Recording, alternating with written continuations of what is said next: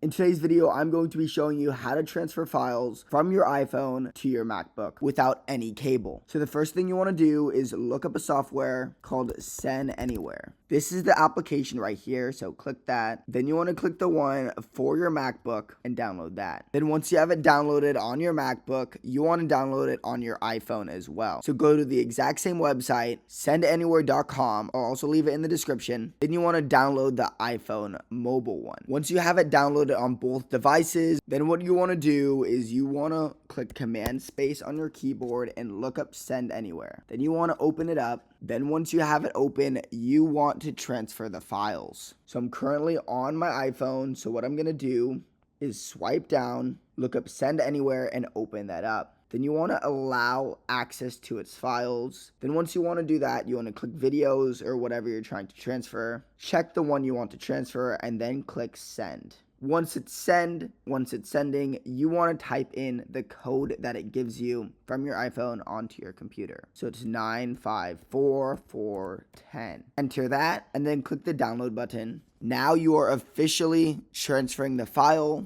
onto your MacBook. Then you want to click this right here, the folder icon. Then you want to drag it to your desktop and you have transferred the file.